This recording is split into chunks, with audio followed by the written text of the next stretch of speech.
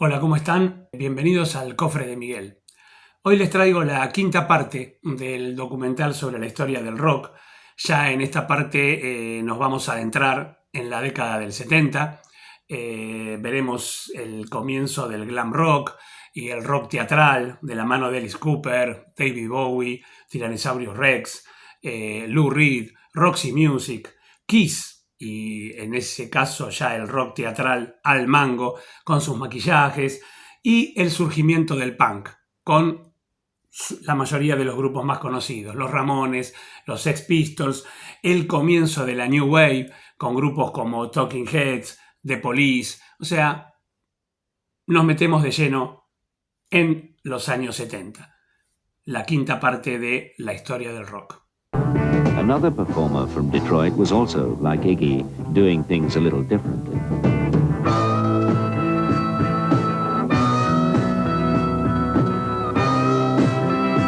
Lines form on my left and right, lines form on my face and hands. I'm in the middle without any plans. I'm a boy and I'm a man. I'm 18. I'm a boy and I'm a man. I'm 18 and I don't know what I want. To us, it was a combination of comic books, every RKO horror movie we'd ever seen. We were total students of trivial television. We never read anything that wasn't a cheap novel. You know, I mean, we were really the epitome of the American cultureless society. And all we did was we invented this Frankenstein named Alice Cooper that was really a reflection of that. I gotta get out of the place. I gotta run it. I think the idea of insulting middle America by changing your name to Alice Cooper and wearing women's clothes and everybody in the band being dead straight, and instead of being dopers, everybody drank beer. We were all American. We were every bit all American. And all we did was we took all the taboos and just put them on the table.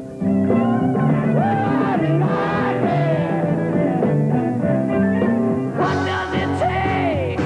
We played the Toronto Rock and Roll Revival. There was about 80,000 people outdoors, and nobody had ever heard of us. Give me a break, yeah. And we did our normal set. But at the end of our show, we always used to take a pillow, and we'd open it up, and we had CO2 cartridges, and we would blow these feathers all over the audience. And one pillow will pretty much cover Madison Square Garden. And we had about 3 or 4 pillows that night. And all the feathers were going, and somebody from the audience threw a chicken on stage. And I picked it up, I figured it's a bird. I'm from Detroit. I don't know. Chicken's got wings, it'll fly. And I threw it back in the audience, figuring it would just fly away. Now, it went into the audience, and the audience tore it to pieces. I always say that we were the dagger in the heart of the love generation. We were like the stake right through the heart, because we were right at the end of peace and love, and all of a sudden here was this shiny, new, horrible monster that was really fun to watch.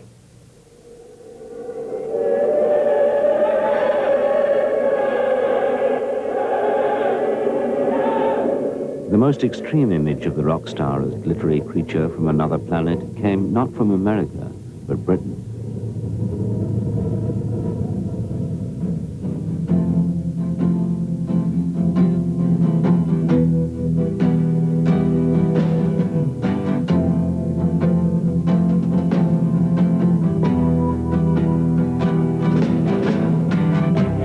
Ground control to Major Tom. 7, 6, commencing countdown. Among a number of films that made a deep impression upon me in the 60s, I think one of the most important at the very end was 2001, Stanley Kubrick. It was the sense of isolation that I related to. That, in combination with a number of other elements, set the pattern for a lot of the kinds of music that I wrote and the kind of performances that I gave, and probably predicted my lifestyle for the 70s. This is ground control to Major Tom. You've really made the grade, and the papers want to know know whose shirt you wear. I was talking with a friend of mine not so long ago about who also came from suburbia. And you're given the impression that nothing culturally belongs to you, that you are sort of in this wasteland.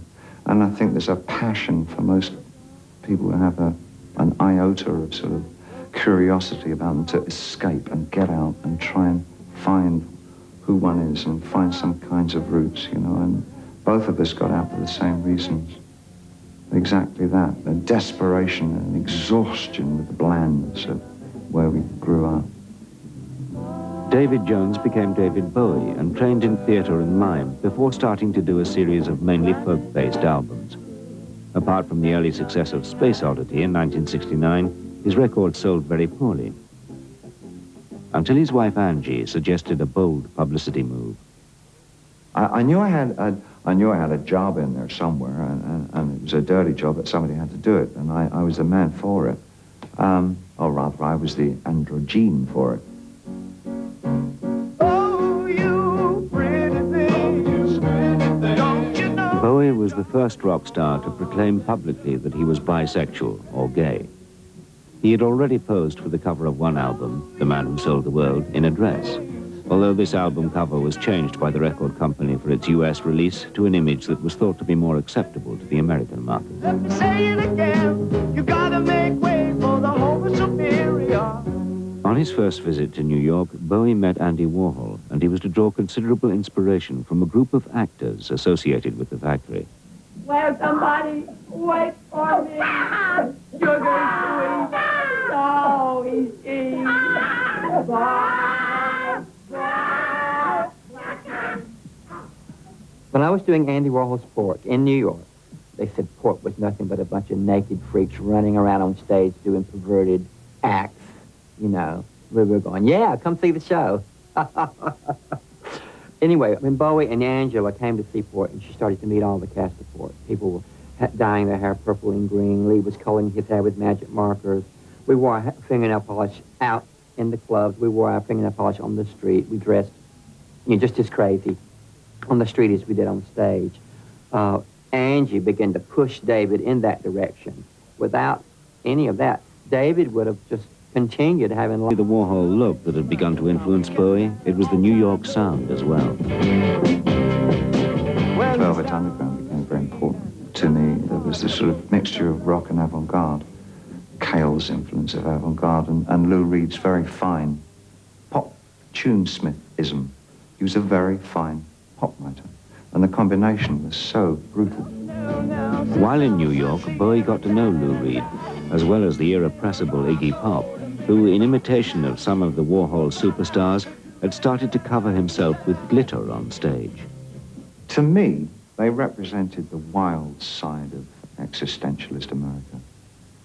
And of course, being a sort of a real nutcase about America and American music, that was everything that I thought we should have in England. I didn't know if we had it in England or not. So at that time, one was borrowing heavily from the American influence. But of course, being filtered through this British system, it came out in more vaudeville, more Robert Smith than MC5. The result was Ziggy Stardust. Ziggy play guitar, jamming gun with weird and gilly, and the spiders. Ziggy was unveiled to the British public in 1972 in a series of, at first, small concerts. Finally, Bowie had found the combination that was going to work. Special man, and then we were Ziggy's band. Ziggy kind of exploded overnight. I think that Ziggy Stardust, David had been working on one way or another for a long time. And it was his sort of alien being, his first of all, Ziggy was an alien being. He was like the stranger that we all feel that we are, except he was very beautiful and very seductive, and people wanted to touch Ziggy. David had been experimenting with a lot of looks, a lot of sounds, a lot of styles. None of them had quite clicked until Ziggy. And I think it was really once he got that haircut.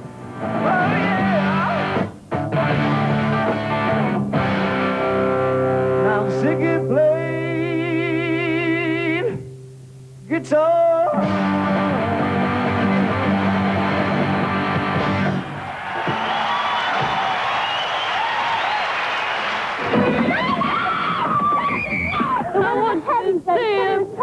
They said he was coming around the back. I've been waiting for ages to see him. 9 o'clock. Why are you so upset? He's smashing. You're David Bowie's wife, right? Yes, I am. What's it like with all these girls loving your husband so much? Absolutely fabulous. Wouldn't you love to be loved by so many? Britain had seen nothing like it for years. Ziggy fever took over.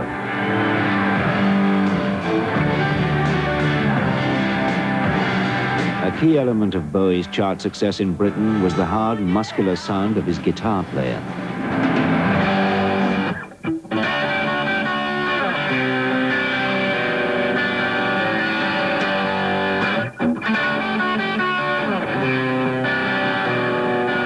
Mick Ronson could also supply a reflective style of playing that gave the Ziggy character a real depth and range. When I first heard him play, I thought, oh, that's my Jeff Beck. He is fantastic. This kid is great. And so I sort of hoodwinked him into working with him. I didn't quite actually have to tell him in the beginning that we'd have to wear makeup and all that. Because Mick came from Hull, you know, and was very down to earth, as was the rest of the Spider, you know. Look, what do you mean, makeup? I said, well, right, so... And so I reverted to things like, you looked very green tonight on stage. I think if you wore makeup, you'd probably look a little more natural looking. And sort of lies like this. And gradually got them into sort of, you know, areas of costume and theatre. And actually, when they realised how many girls they could pull when they looked so sort of otherworldly, they took to it like a fish to water.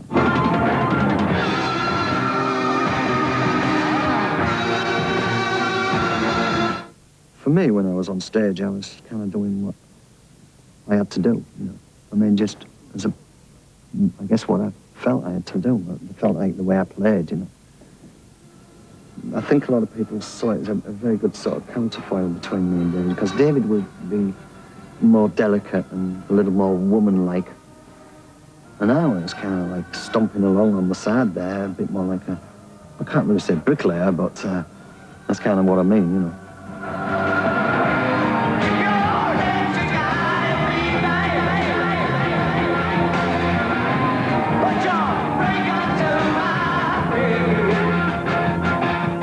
I'm very much a character when I go on stage, I feel. I mean, I Like an actor? yeah, I believe in my part all the way down the line, right the way down. But I do play it for all it's worth, because that's the way I do my stage thing. That's part of what Bowie's supposed to be all about. I'm an actor.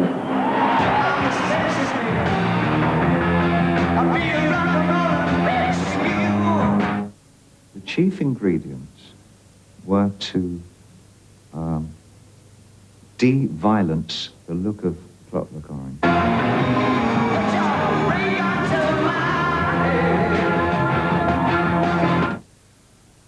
Evoke the mystery of kabuki and no theatre.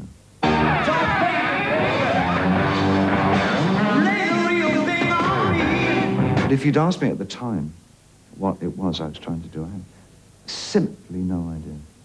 All I knew it was, and I sound like a parrot saying this, but it's true, and this otherness, this other world, an alternative reality, one that I really wanted to embrace. I wanted anything but the place that I came from.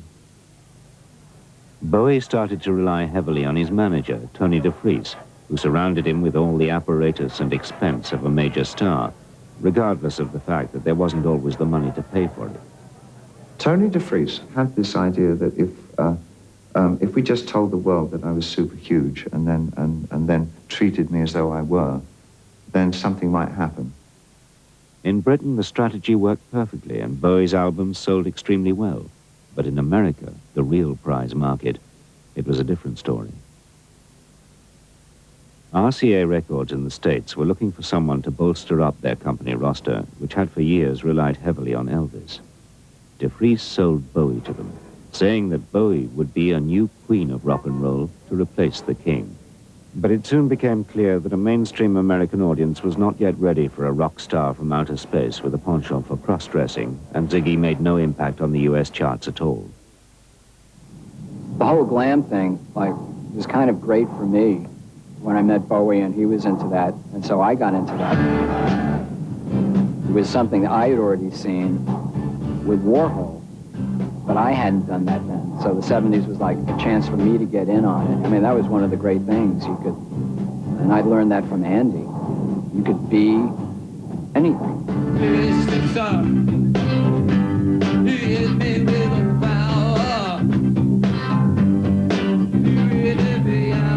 When Bowie met Lou Reed this time round in New York, Reed was at a low point in his solo career after leaving the Velvet Underground. David Bowie produced your last 2 albums? Oh, no. Yeah. Just one album? One. What was it like working with him? Oh, it was a lot of fun. We had a lot of fun. But when he gets drunk, he thinks he's Ziggy.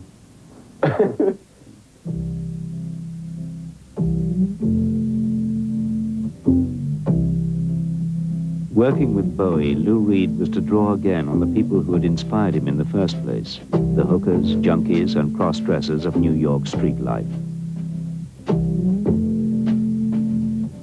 Holly came from Miami, FLA.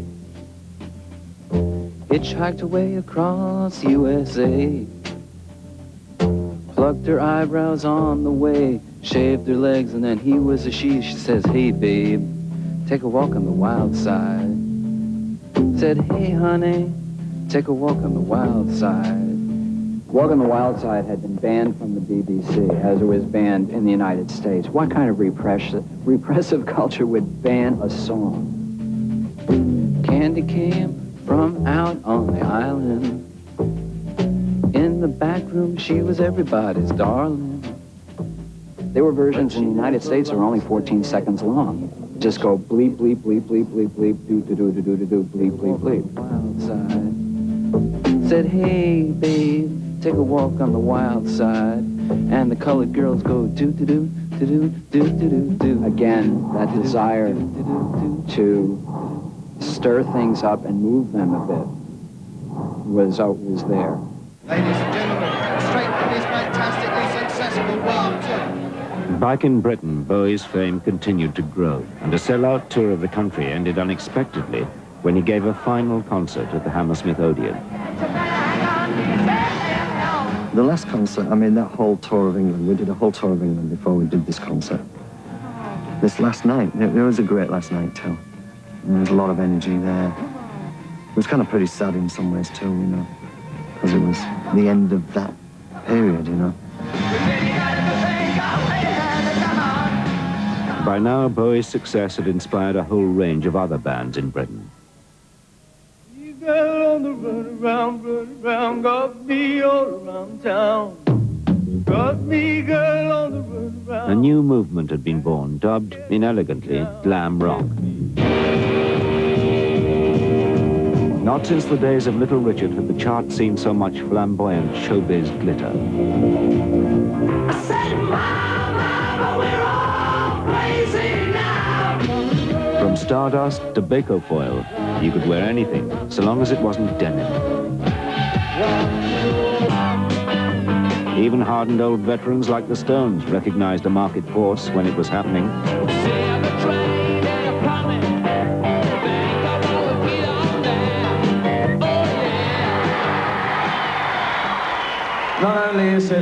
Not only is it the last show of the tour, but it's the last show that we'll ever do. Thank you.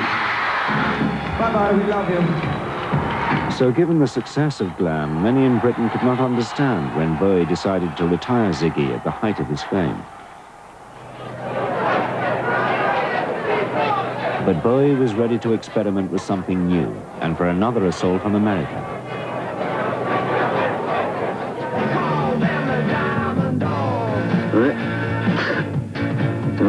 Diamond Dogs by Bowie.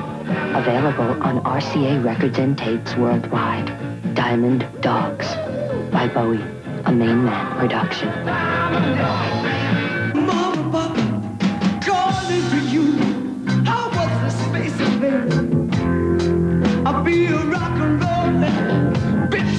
For his Diamond Dogs tour of 1974, which took him right across the States, he reworked his old songs and image.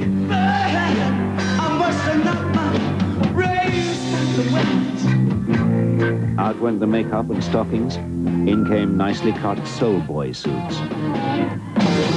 Actually getting to the land of my dreams, as it was then, it was a real discovery for me. And I guess I started soaking up even more American influences, but first-hand this time. You know, classic Gene Genie riff comes from basically the Muddy Waters, I'm a Man, John Lee Hooker. That kind of riff, you know.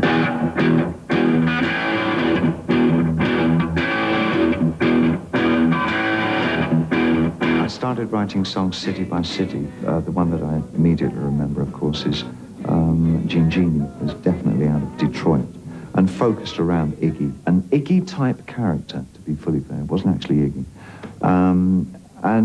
But I wanted a new music, some more musical texture to go into it. And again, jazz was kind of rearing its head. And the juxtaposition of somebody who was right out of left field jazz, working with what we were doing, which was fairly conventional rock and roll, was really kind of interesting.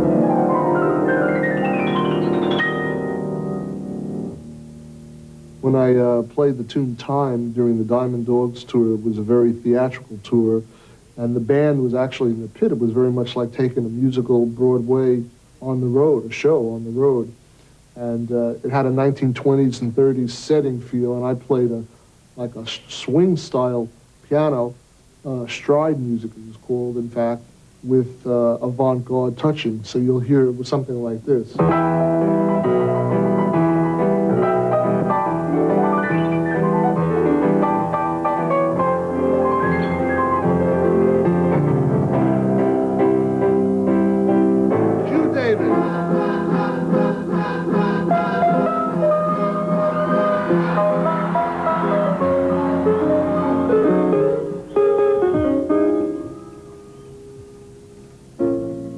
Time is waiting in the wings. He speaks of senseless things. His script is you and me. Boy. The new ingredient that really started to help sell Bowie on his return to America was his revolutionary use of a full stage set. Bands had used light shows before, but this was the first time a rock star had gone to a team of Broadway designers. There were 4 towers that were the basis of the design, and they were made of newsprint that could be torn apart. So Bowie actually climbed one of these towers and destroyed the building during the concert. There was also a bridge across here, and during the concert, the bridge lowered down to the stage so that he could step off of it and sing downstage. And then at the end, it raised up again. And a cherry picker arm.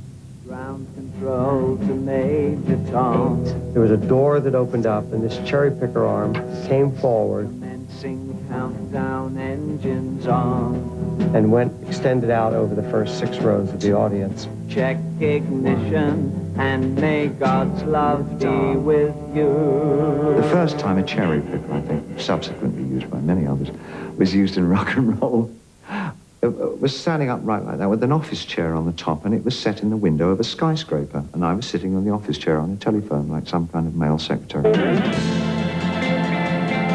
And the cherry picker started coming out, and it went out about 40 foot over the audience's heads. And because of the beautiful lighting that we had, you didn't see the rest of the cherry picker, you only saw the office chair suspended out there.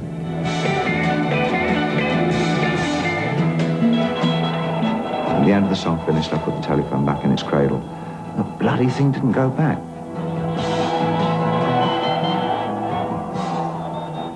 So I was just stuck out there. What the hell am I going to do out here?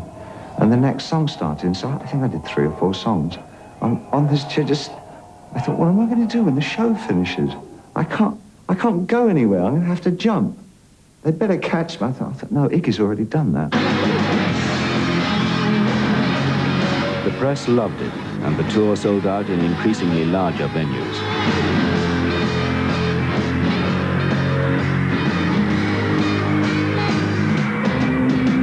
I've seen all the rest of Hollywood heights. Best of the last, greatest star they ever had.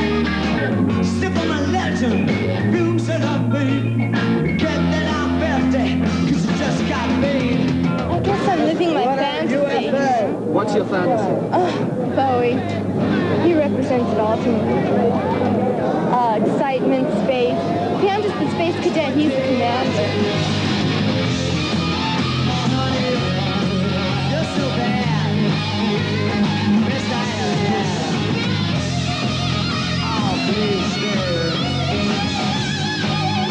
I think eventually David Bowie had to change the androgyny, draggy, bisexual creature, as all those little American boys should say, you know, fag music.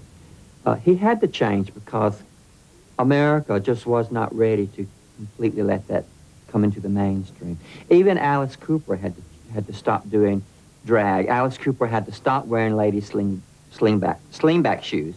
He had to stop wearing the false eyelashes and the women's old dresses and go more into the horror. People in America could understand horror and blood and dead babies, but they couldn't understand male-female sexuality, you know, bisexuality. They weren't ready to understand. Alice had indeed got into horror. He too had begun to develop a bigger stage show. My nightmare, I think you can like it. I think you like it. It got to a point where we were drawing enough people where we could see, well, we could do a football stadium. We could go ahead and do a football. But in order to fill that kind of a stadium, we had to do a bigger show. And we had the means to do it. We actually had the money to do it, so we did.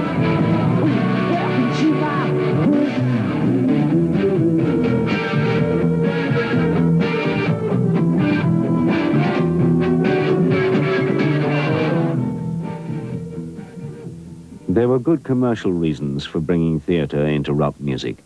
The economics of touring meant the closure of many of the old medium-sized venues and a need to fill huge stadiums.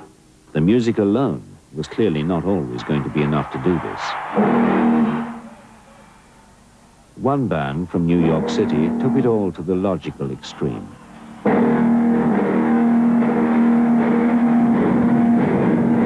On the back of their pyrotechnic stage show, Kiss were to sell more records than Bowie, Alice Cooper, and Lou Reed put together.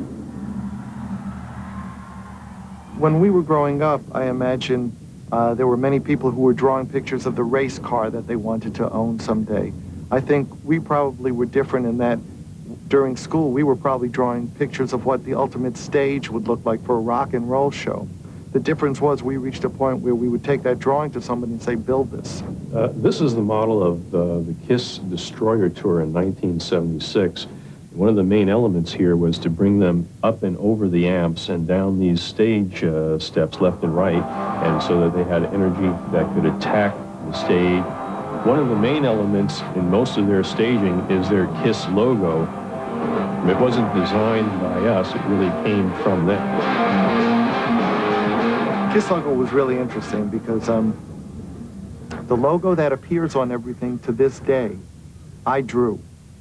I drew it in my parents' living room, freehand with a ruler, but without measuring.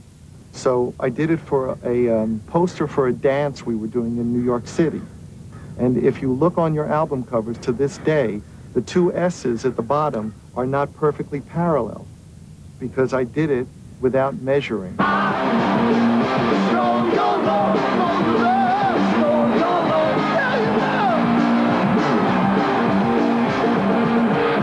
As far as the makeup went, let's face it, when you play someplace like this, you better make sure you can be seen by the last row. You want to know that somebody down there doesn't look on the stage and go, is that an ant? Or is that Paul? Is that Gene? It was a sentiment that would be shared by many in the business. If you wanted to be big, your set had to be big as well. Without enough juggernauts to transport a circus, no rock band was really in business. Indeed, the whole industry was beginning to change. When artist Guy Pillard painted these fantasy portraits in 1974, he showed his rock stars living in an increasingly showbiz world of cabaret and limousines. There's an underlying unease. Meanwhile, Bowie himself was in trouble. Despite the success of Diamond Dogs, DeFries's heavy spending on it had finally bankrupted Main Man, and Bowie had developed an increasingly heavy cocaine habit while living in Los Angeles. Oh, we're not stopped. Is there anything behind us?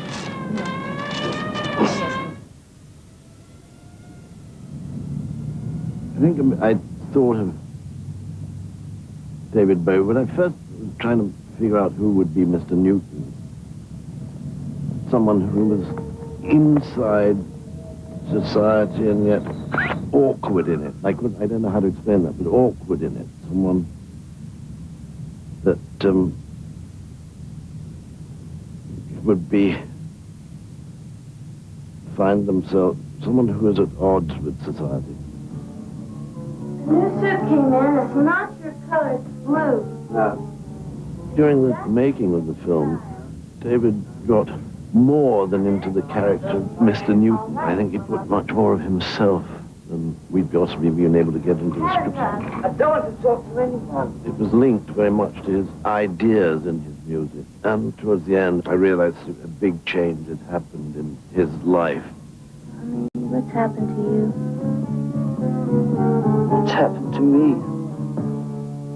Nick Rogue does say that I took some of the character of Newton away with me from The Man Who Fell to Earth. The thing that I objectively remember taking with me was the wardrobe. I literally walked off with the clothes. And I used the same clothes on the Station to Station tour. Bowie went back to basics. No set, no frills, and a series of albums that saw him moving to a more sparse electronic sound. Return of the thin white truth, warning darts in lovers' eyes.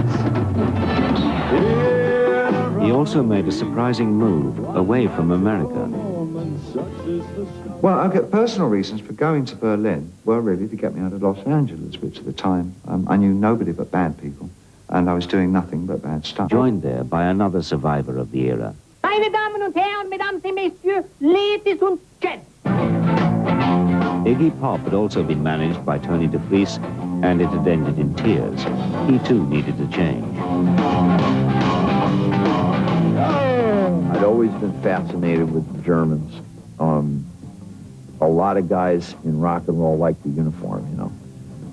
And I went there with Bowie, and basically we just dug the whole idea that this was Berlin. This is a war zone. This is no man's land.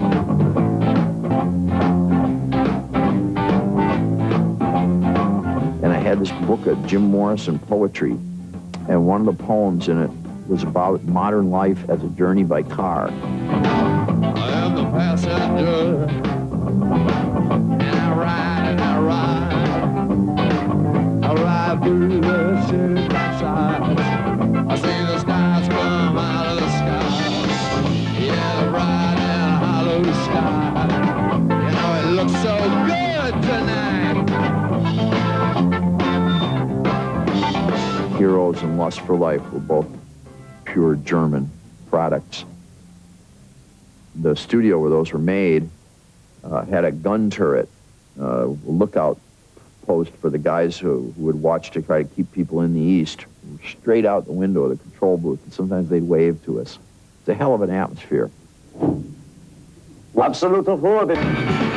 Heroes was in many ways a pivotal song in the history of rock and roll.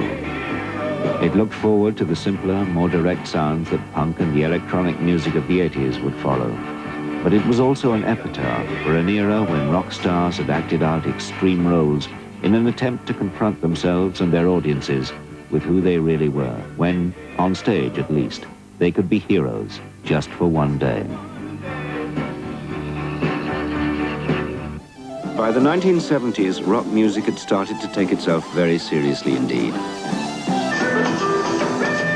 In Britain, the predominant trend was for progressive rock, performed in vast stadiums and released as concept albums. If a song wasn't at least 20 minutes long, it wasn't worth playing. In America, many successful musicians of the 60s had by now settled into comfortable Beverly Hills lifestyles, playing music for the all-powerful FM radio. On the dark Typical of such bands were the Eagles, who came to epitomize a radio-friendly Californian rock sound. At its most powerful, rock and roll had always appeared to offer a way of life. Yet the lavish trappings of mid-70s rock culture suggested it was in danger of becoming just another leisure industry. The music needed a new injection of energy. And it got it.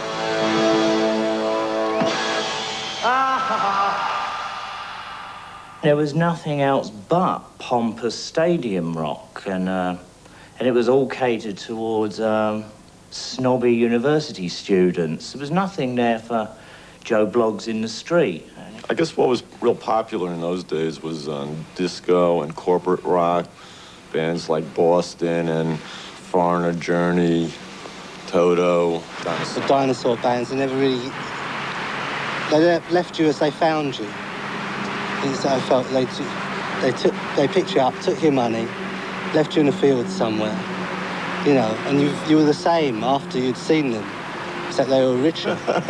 The Eagles, the Doobie Brothers, and, you know, Linda Ronstadt.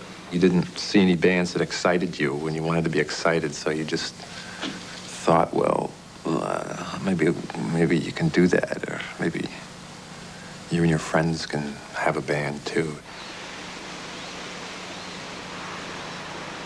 All right.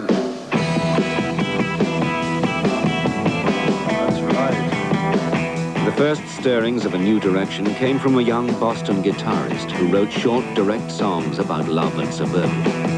Well, out in the afternoon, out in the arid plain, we'll share a modern love under suburban rain. To me, rock and roll was about stuff that was natural anyway. Wasn't about drugs and space. It's about sex and boyfriends and girlfriends and stuff. And act like a true girl. Oh. See, I used to walk to the Museum of Fine Arts in Boston. And I used to go to the room where they would keep the paintings by Cézanne, see? Not because I understood anything about the paintings of Cézanne, but that's where all the BU girls hung out. Boston University, BU, Boston University. They had the big suede boots coming up to here, and they had the Gauloise cigarettes, and they had the long hair, and the brown suede jacket. Ooh, and I was very impressed. So I just hung around there. I figured, boy, if I had a girlfriend, I could understand these paintings, and I could see right through them. That's a girl. Considered too eccentric to ever achieve much commercial success, the album that Jonathan Richman and his group, The Modern Lovers, recorded in 1973 was enormously influential when it reached New York. 1, 2, 3, 4, 5, 6. Run, run, going faster miles an hour. Songs like Roadrunner reminded people of an earlier age, when the music the radio played was short, fun, and above all, easy to play, as long as someone counted in the intro. A time when the so-called garage bands of the 60s had had more enthusiasm than ability, and you could sing along to the chorus. A time when rock and roll had been fun.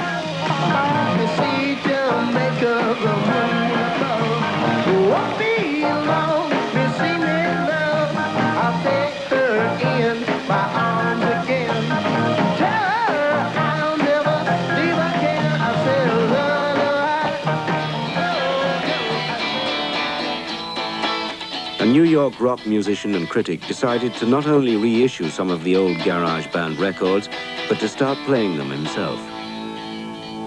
I often think of garage music as the real reason why people want to rock and roll in the first place, which is just pure desire. Too many teardrops for one heart to be crying. The garage bands became more important, their style, in the early 70s because rock and roll had gotten very complicated. Progressive rock, a sense that rock was an adult medium, a sense that complexity and song cycles and instrumental prowess and musicianship were the driving force. 1, 2, 3, 4! The fact that you could play 3 chords and get up on a stage within a week was being lost.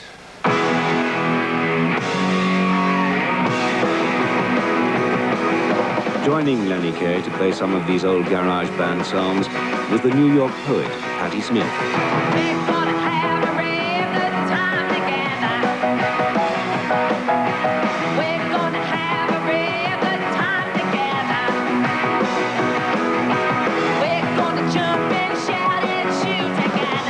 I used to work at a bookstore. I was a writer. And yet we loved the initial spark of rock and roll. And all of this kind of met and hung out together in a kind of unique mix that nobody could have predicted would have been heard anywhere but, you know, the Lower East Side of Manhattan.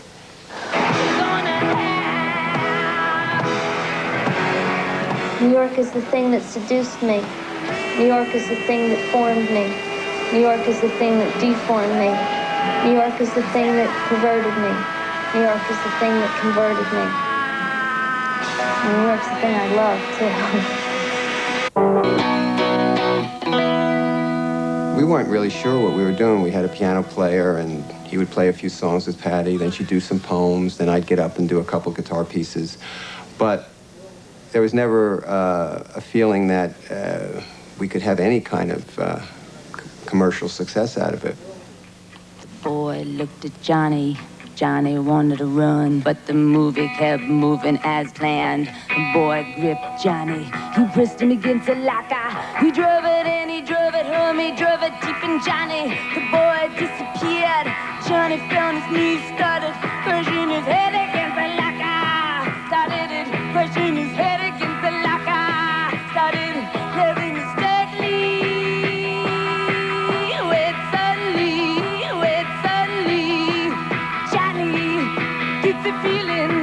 he's been surrounded by horses, horses, horses, horses, coming in all directions, white, shining, silver, studded with the nose in flames. He saw horses, horses, horses. Patti Smith's often improvised lyrics drew on the increasing toughness of New York City life. Other groups would soon do the same.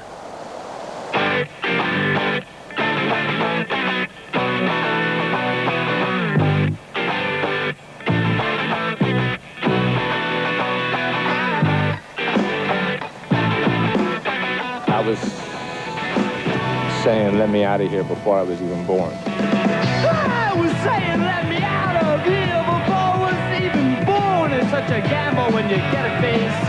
I belong to the blank generation.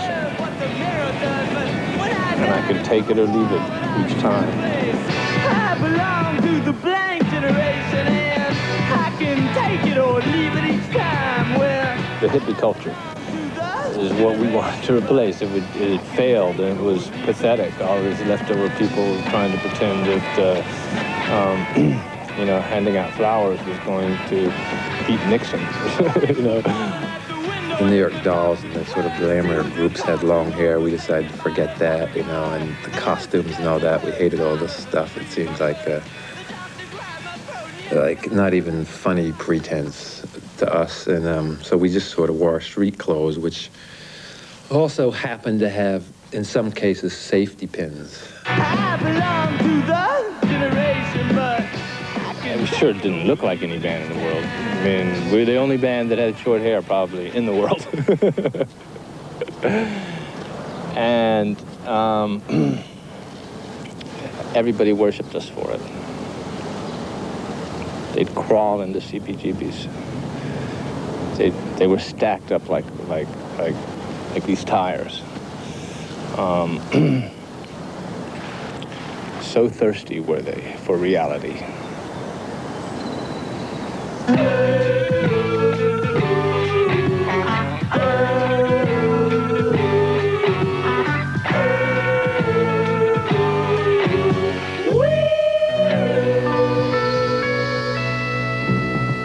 CBGB's was the only club that would at first let television and the Patti Smith group play.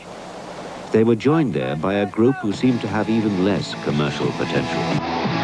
4 teenagers changed their names, and with the cry, all for one and one for all, became the Ramones. We first played CBGB's in, I think it was August of 1974. Basically, I think it was a country and western bar in the Bowery, New York. It's like a Skid Row section.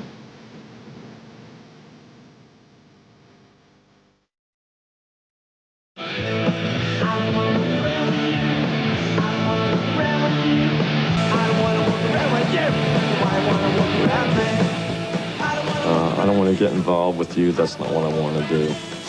And that's the things we would write about when we first started. The boredom of what to do. We just had to write about what came natural instead of singing love songs about cars. We didn't have this stuff. Really weren't probably having difficulty finding a girlfriend, so we really couldn't sing about love and all this. So we sang about just boredom, glue sniffing. The Ramones took Jonathan Richman's simple guitar sound even further. The rule was no more than 3 chords per song. Yeah, I remember, we auditioned for Hilly. And Hilly said, nobody's going to like you guys, but I'll have you back. When the Ramones first started performing, they were a pretty crude band, and they got so within a few months they were doing, pretty decent garagey rock and roll. I think our initial set was 7, 8 songs, because I think that's all. Those were the only songs we knew how to play, and we play very short songs. Well, I guess they were long songs played quickly.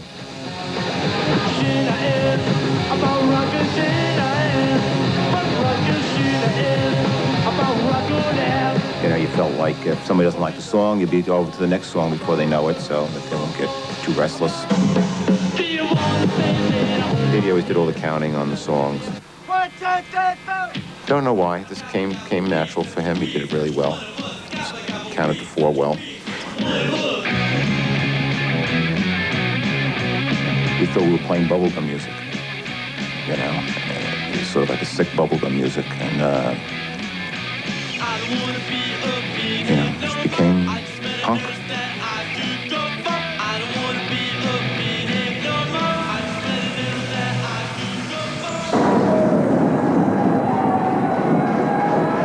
Other women with punk attitudes followed Patti Smith onto the CBGB's stage, including a former waitress from Max's Kansas City.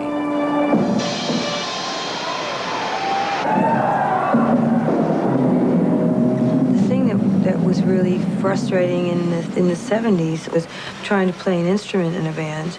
And I remember going to jam sessions and being told, "Oh, you can't play your girl." And that really hurt.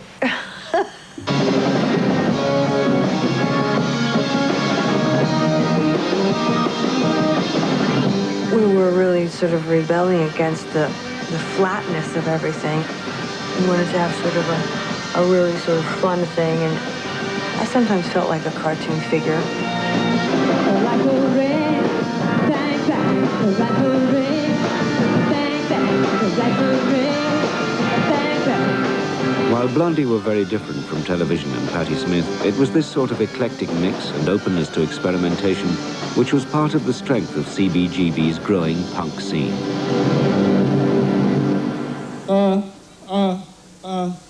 Among the audience drawn to the club were 3 college graduates who decided to get up and perform themselves. The name of this band is Talking Heads, and the name of this song is Psycho Killer.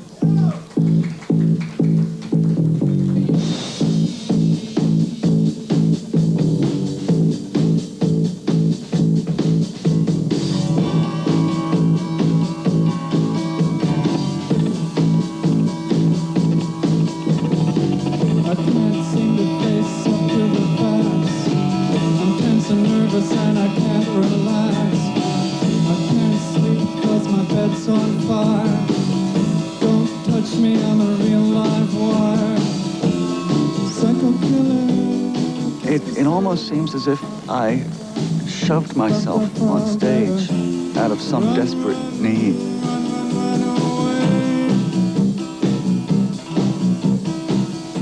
we thought, why not sing about what we're really thinking? We don't feel like heroes. We don't feel like rock stars. Why don't we be honest about this?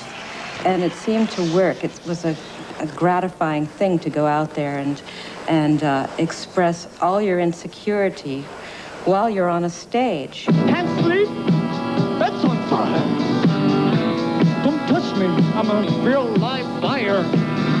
David Byrne, you know, was then in his chicken mode. He was very jerky.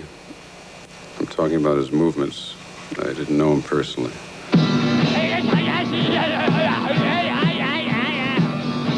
We are Boehner. All the bands had kind of their look, and our look was one of, you know, the clothes that our moms sent us at Christmas time, basically. You know, that we didn't have any money to go out, and if we did, we certainly weren't going to spend it on, like, platform boots.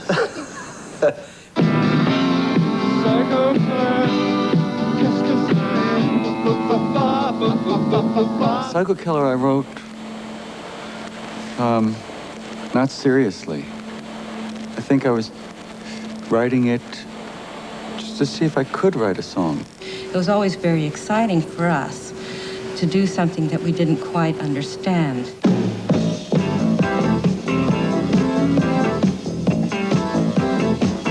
The biggest thrill was to kind of be all thumbs and not to be capable or technically proficient, but to be a bit all thumbs. So I was playing to the point where my fingers were bleeding, and I remember that people would get very excited when the blood would start running down my pick guard.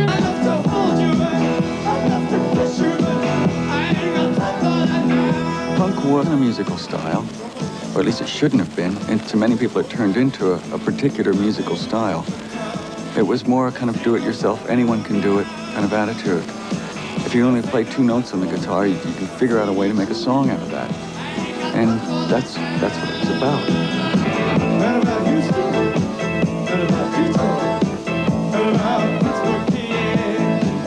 But Houston, Detroit, and Pittsburgh hadn't yet heard Talking Heads, or indeed any other punk band. One thing about America, America always played it safe and always plays it safe, you know. And so they were threatened by punk. The record companies were very afraid of it, and it was really verboten. You know, they just would not play it on the radio. Radio in America, anyway, FM radio, had this idea that they only played good music, you know, by good musicians, and that punk was not good music by good musicians. It was like kids making a lot of noise or something. To most people in radio, it didn't sound as good as the Eagles or Linda Ronstadt, and so it didn't get played. I remember one time we went to play in Nashville, and we were driving into town, and we said, hey, let's pick up some of the local radio, and we turned it on, and we heard the local DJ saying, yes, boys and girls, punk is coming to town for the first time, maybe the last time.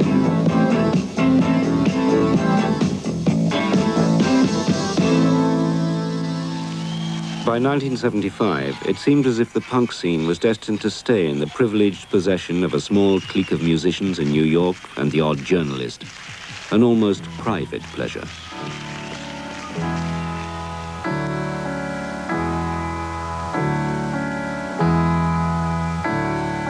Jesus died for somebody's sins, but not mine.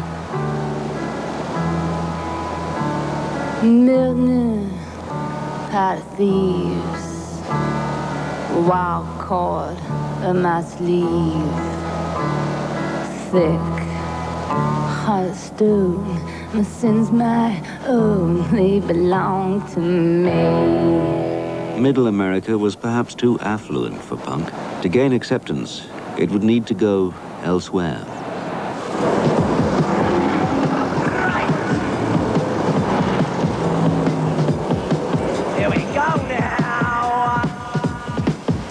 Sociology lecture with a bit of psychology, a bit of neurology, a bit of fuckology. No fun.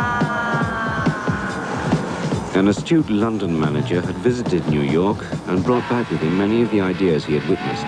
The clothes, the haircuts, and above all, the attitude. When I came back to London, armed with that experience, I created a shop that I titled Sex. And at the same time as selling all these, I suppose, more obvious leather and fetish and rubber artifacts, I had to express my own desire and designs and feelings inside this, what I would call sex wear culture. And the best way I thought I could start was to write on the simplest T-shirt 2 lists of people. One list that I thought were dreadful and horrible, and one list that I thought were cool and generated perhaps a new idea. That was my beginning. Young people started to come into the shop, not to necessarily buy the leather gags or the whips, but to buy these bloody T-shirts. Well, sooner or later, I had a vast army of these kids who I discovered were the dispossessed fans of David Bowie, Roxy Music, etc., who were looking for something of their own. Some of those kids came into my store with the notion that they wanted to start a group.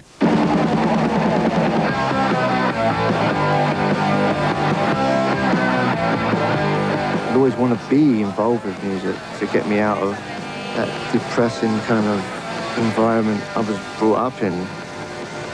That's how I actually first learned how to play.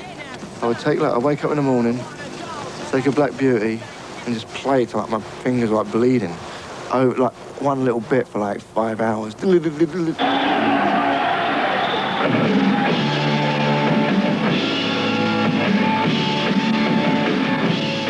first saw Johnny Rotten when he came in Malcolm's shop and he sang to the jukebox.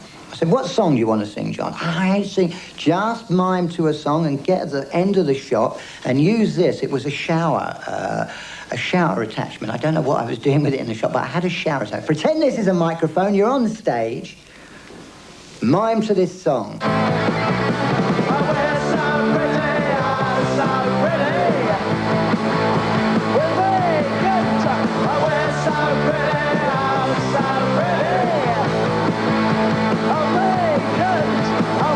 All my life I'd been told that I would never amount to very much, I would never achieve anything just because of my social status. And we don't care! When I started, I didn't have much really to use as a source of inspiration. I didn't want to sound like anybody else out there or come up with versions of things that had already been done. So my sources were film, theatre, and Richard III really fitted into that brilliantly. Is the sword unswayed? Is the king dead? The empire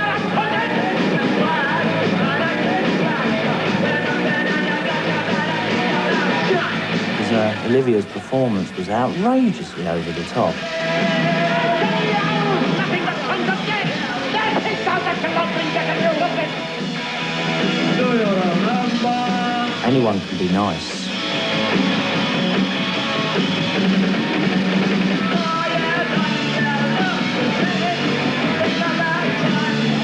I loved Steve's guitar playing. Absolutely loved it. Every now and again there'd be a bum note, but he'd be clever enough to make it sound like it should have been there.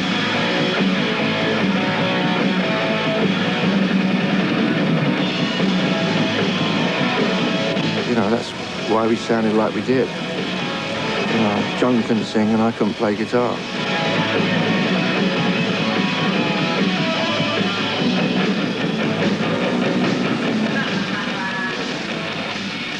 This is a jazz club, and I guess it always had a history of, being a jazz club.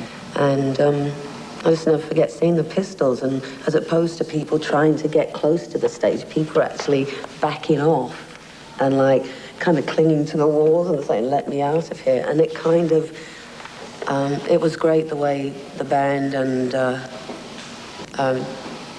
Lydon at the time kind of fed off on that. Susie was just one of many punks to start performing herself as the movement started to grow in London. John Lydon suddenly found himself the spokesman for a whole bored generation. You start off in school and they take your soul away. They take your brains away. You're not allowed to have an opinion that differs from theirs.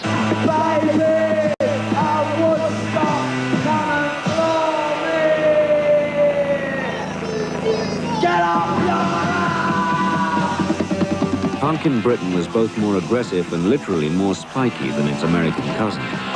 The Pistols' first single in 1976 marked its cultural year zero.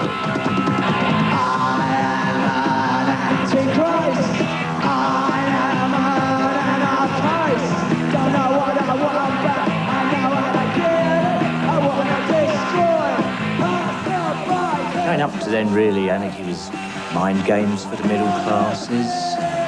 Something university students would dabble with in between lunch breaks. I just chucked it right in now, into the wonderful world of pop. And I'm surrounded now by all of them. We was rehearsing down in Kilburn. All of a sudden, a couple of blokes come in and said, there's a limo here. You're going to go down and do the Today Show. Is that what it was? And because Queen couldn't do it, they had to cancel. Are they? We thought we were going to be talking about the tour and the record, Anarchy. Well, suppose they turn He up just wanted to, like, you know, make us look silly. Which one? Nothing, a rude word. Next question. No. What was the rude word? Shit. Was it really? Good heavens, you... So it developed into a huge swearing match. Right, you're dead, isn't it? And all the angst and frustration of a group that basically was born out of hating each other was spewed forth towards this paralytic creature who was incredibly horrid and anti this group, beckoning them and goading them on. Go on, you've got another 5 seconds. Say something outrageous. You dirty bastard. Go on, again. You dirty fucker. What a clever boy. What a fucking rotter. Well, that's it for tonight. At that point, the show was cut dead. Well, I'm saying nothing else about it. We'll be back Police tomorrow. were called, the phones were jammed. We were now outside on the street in the same car that came to pick us up from the rehearsal room. And I sat in that car and I said, by God, by accident rather than design, you've just seriously made history, you guys. So was to begin the media feeding frenzy that accompanied the Pistols for the rest of their careers as they pinballed between record companies and publicity stars. Helped by the addition of Sid Vicious on bass, they became fixed in the press's imagination as public enemies #1.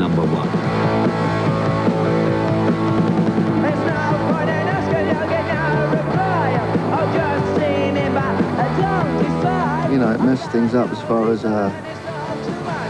destroying the band a lot quicker. And the music went out the window.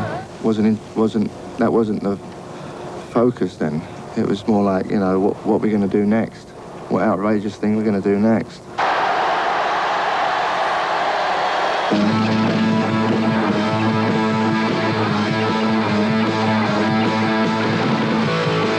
The Queen's Silver Jubilee of 1977 presented the perfect opportunity. God save the Queen! The fascist regime! Hiring a riverboat on the night itself, the Pistols played as it cruised down the Thames. God save the Queen. She ain't no human being. She made you a moron, a potential H-bomb. There's no future.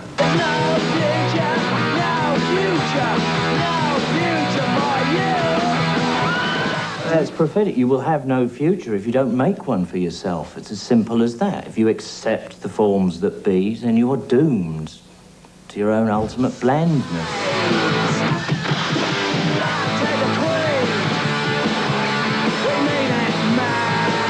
I, at that point, realised that God Save the Queen was going to be a massive record. Even though it wasn't being played on the radio, even though you couldn't see the group play, enough records were being sold to make it #1.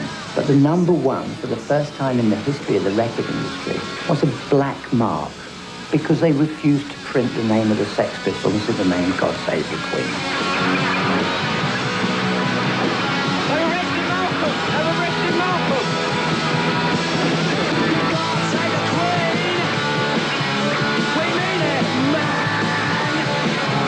I seemed to escape it all and was seemingly doing incredibly well in business in my shop. I was selling a hell of a lot of bondage trousers.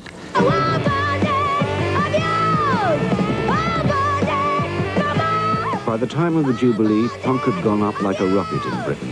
The look had spread to every high street in the country. They got their ideas usually from the Daily Mirror or the Sun on how to be a punk. Punk kit, 10 top tips. What were they? Lesson 1? Well, the proverbial leather jacket, which of course none of us wore at that time. How to spike your hair, what stuff to buy at Boots Chemist, where to get the best safety pins. It was all nonsense. Utter rubbish. But in some parts of the country, punk genuinely struck 3 new chords. 1, 2, 3, 4. It was quite easy to be our own band because we lived in Manchester. And so we were always seen as being the cousins from out of town, almost like from the country when we went down to London. So other London bands used to be interested in us because we were not part of that rat race or that big wheel that everyone was going round and round in. Being in Manchester, it helped us to maintain and also build upon our own identity. What do I get? Oh, what do I get? What do I get? Oh, what do I get? Once the Grundy incident happened, I think there was a snapshot taken which was circulated around, and people could either, be like it or be able to recognise people who were like it. What do I get? Oh, what do I get? I suppose one of the things that punk brought was the fact that the songs were short, and therefore they were more like pop songs they used to be. Understand my natural emotions.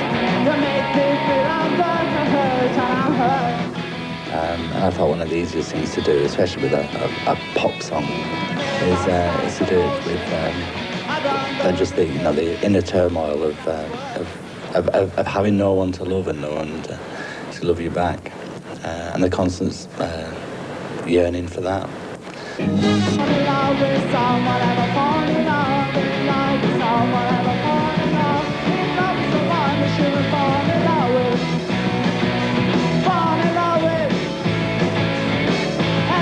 Illustrating the do-it-yourself philosophy perfectly, the Buzzcocks recorded their first single without the aid of a record company and released it on their own label. It was to be a route other bands around the country were to follow.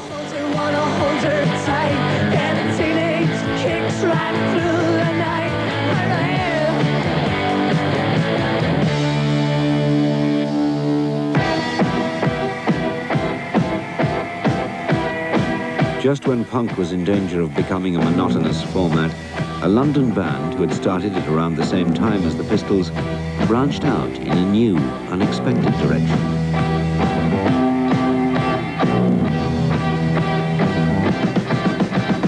London calling to the faraway towns. Now war is declared and battle come down. London calling to the underworld. Come out of the cupboard, you boys and girls. London calling, now don't look to us. Phony Beatlemania has bitten the dust. A lot of our stuff was written overlooking the Westway, because we were up in the flats where I lived with my grandmother, and we used to just look out, and it was very high up. It was on the 18th floor, so we could see all of the area, and also underneath the Westway, someone had sprayed the Clash on one of the pillars that held up the Westway, and it seemed to mark out our area.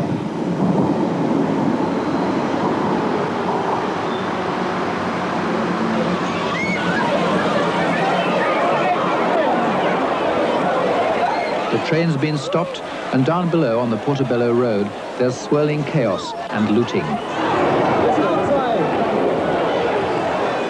When the Clash really first started, I was about 17, and really it was a strange period because, I mean, you can walk down Portobello and you can hear a bit of reggae out the speaker over here, and then over here they're playing Latin music, or further down there's rockabilly. It's quite strange if you stand in the middle and hear all these influences all at the same time.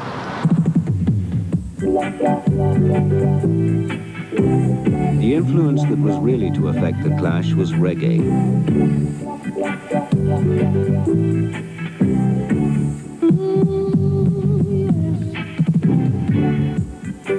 Police and thieves in the street. The Roxy, I don't know, it held about 2,000 people, and obviously they were all punks. And I was the DJ, and I lived in a house with about four or five other Rasta guys. When I got the job, they all laughed at me. Ha, Don Letts is going to work with those crazy punk rockers. And the funny thing was, it was so early in the days of punk rock that there weren't actually any punk records to play at that time. So I had to play something that I liked, primarily, and that happened to be my first love, which was reggae. And it seemed that the punk rockers could relate to it, I guess because it was the only rebellious sound around at the time.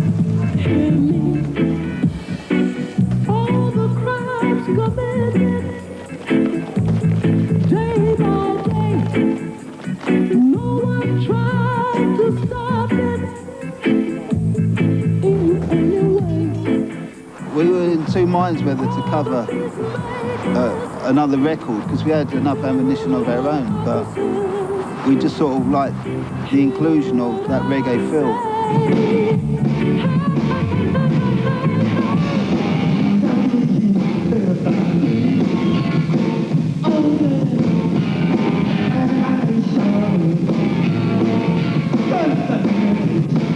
When we played reggae, it was like, with the guitar was quite heavy, you know, it wasn't doing that skank, it was like kind of punk guitar on it. We weren't trying to play reggae, so we were trying to just do our thing.